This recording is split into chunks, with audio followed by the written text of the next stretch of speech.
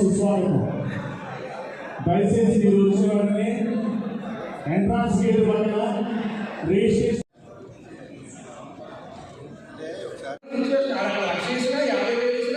పక్కన contamination tank ఆపినాయి కాబట్టి కనీసం మొదలు తీసేసుకుంటే కనీసం రోడ్డు మీద పడకుండా కనీసం రోడ్డు మీద పడతాం అని చెప్పి ఒక నమ్మకం. ఇదే కల్చర్ మనం ఎకరానికి 1,50,000 ఇండస్ట్రియల్ కల్చర్ చేయలేదు కాకుండా చేసామా లేదా? చేసాం కదా. ఇదే లైన్ నుంచి మాకు కులాలు వేరైనా ప్రాంతాలు వేరైనా ఇది మన చాలాసార్లు మీటింగ్ జరిగింది. ఇందాక చెప్పారు, మనం ప్రాసెస్ ప్లాంట్లో కూర్చోవడం మీటింగ్ జరుగుతాం. ఏ ఒక్క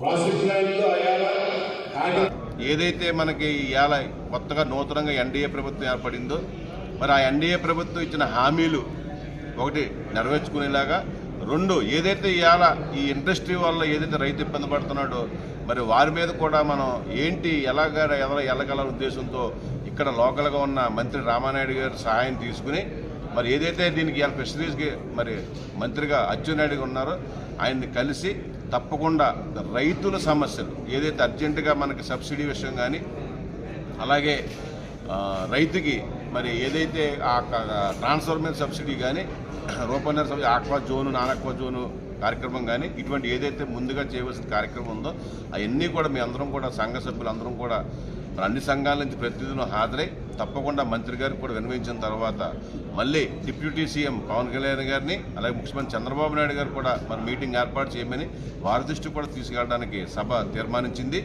అలాగే ఏదైతే ఇవాళ ప్రాసెసింగ్ ప్లాంట్ కానీ ఫీడ్ ప్లాంట్ కానీ హ్యాచరీస్ కానీ మెయిన్గా రైతు నలిగిపోతున్నాడో మరి ఈ రోజు నుంచి 45 రోజుల్లోపు ప్రాసెసింగ్ ప్లాంట్ అయితే మరి రేట్లు పెంచి మినిమం రేటు ఉండేలాగా అలాగే అవి గతంలో ఏదైతే వాళ్ళందరూ హామీ ఇచ్చారో మరి ఆ వేరియేషన్స్ అది మనకి రైతుకి ఇచ్చేలాగా అలాగే నెట్ వెయిట్ కూడా మనం ఆ రోజు మాట్లాడడం ఇటువంటి కార్యక్రమాలు ఏదైతే గతంలో వాళ్ళు హామీ ఇచ్చారో ఇప్పటికే 2 సంవత్సరాల నుంచి మనం అన్నీ చెప్తున్నాం కానీ ఇంతవరకు అమలు చేయలేదు. తప్పకుండా అమలు చేయాలి. అలాగే ఫీడ్ రేట్లు గతంలో తగ్గిస్తాం, సోయా రేటు తగ్గిద్దని చెప్పారు. ఇవాళ 100 రూపాయలు 45 రూపాయలు సోయా రేటు వచ్చినా సరే ఇంత ఇండస్ట్రీ ఇంత మరి రైతు ఇబ్బందుల్లో ఉండి మొత్తం చెరువులు మానేసి ఇండస్ట్రీ క్లోజ్ అయిపోయే పరిస్థితుల్లో కూడా ఫీడ్ రేట్ ఒక కేజీ ₹1 కూడా తగ్గించలేదు. వెంటనే మినిమం 25 రూపాయలు కేజీకి రేటు తగ్గించాలని చెప్పి గతంలో డిమాండ్ చేసాం. ఇప్పుడు కూడా డిమాండ్ చేస్తున్నాం వెంటనే రేట్లు తగ్గించాలని. అలాగే ఈరోజు నాణ్యమైన సీడ్ దొరక్క రైతు ఇవాళ సర్వనాశనం అయిపోయాడు.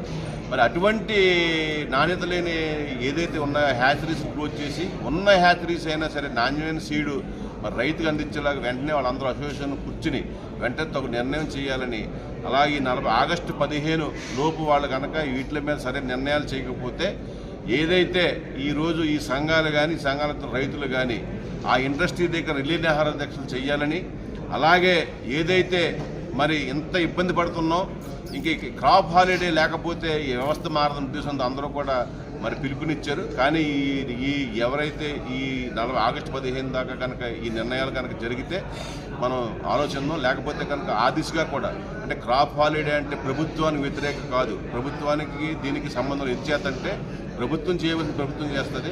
కానీ ఈరోజు ఈ ఇండస్ట్రీల వల్ల మేము అందరూ ఇబ్బంది పడుతున్నాం. ఆ ఇండస్ట్రీ ఆ ఇబ్బంది పోవాలంటే కనీసం ఒక 3 నెలలు కనుక మనం కనుక క్రాప్ హాలిడే ఇస్తే మన చెరువులు బాగుపడతాయి, వ్యవస్థ దారిలో వద్దని చెప్పి అందరూ కూడా అభిప్రాయం తెలియజేశారు.